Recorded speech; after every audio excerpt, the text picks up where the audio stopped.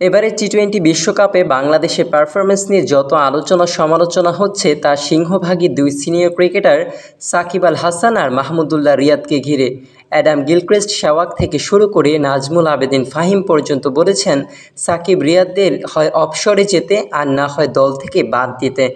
কিন্তু সাকিব নিজে কি বলছেন, তার ভবিষ্যৎ পরিকল্পনাটা কী?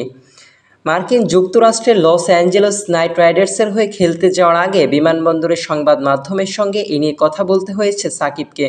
সাকিব হেসে বলেন, কেরিয়ারের ভবিষ্যৎ নিয়ে আপাতত তার দীর্ঘমেয়াদী কোনো পরিকল্পনা নেই। তিনি এগোতে চান 3 মাস 6 মাস পরিকল্পনা নিয়ে।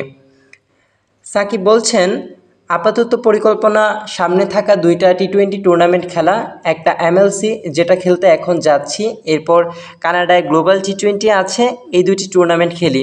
আন্তর্জাতিক ক্রিকেট আছে পাকিস্তানের বিপক্ষে টেস্ট সিরিজ, আপাতত এটুকুই, এর বেশি পরিকল্পনা করিনি।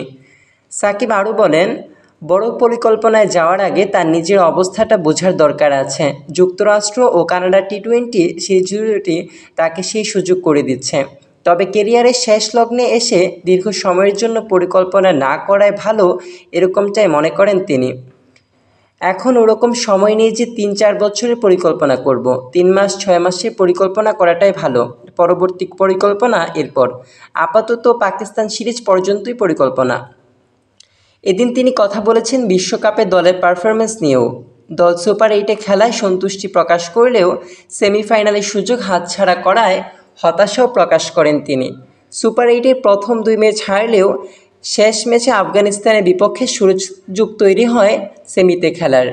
বিশ্বকাপে যে ধরনের রেজাল্ট আমরা আশা করেছিলাম কিংবা যে ধরনের রেজাল্ট হওয়ার সুযোগ ছিল, আমরা হয়তো ওভাবে পারিনি।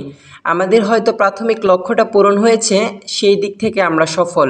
তবে আমরা যে অবস্থানে ছিলাম এবং যে জায়গায় যাওয়ার সুযোগ ছিল, সেই জায়গায় হয়তো আমরা যেতে পারিনি। সেটা আমাদের জন্য একটু হলেও হতাশাজনক। আগামী 5 জুলাই আমেরিকার ফ্র্যাঞ্চাইজি লিগ মেজর ক্রিকেট লিগের দ্বিতীয় আসর শুরু হবে, যেখানে শাহরুখ খানের দল লস অ্যাঞ্জেলেস নাইট রাইডার্সের হয়ে খেলার কথা রয়েছে সাকিব আল হাসানের। প্রথম মৌসুমে লস অ্যাঞ্জেলেস ছিল পয়েন্ট তালিকার সবার নিচে। আসরের উদ্বোধনী ম্যাচে মুম্বাই ইন্ডিয়ান্স ফ্র্যাঞ্চাইজির দল এমআই নিউ ইয়র্ক ও সিয়েটল ওয়ার্কার্সের মুখোমুখি হবে। টুর্নামেন্টের ফাইনাল 29 জুলাই।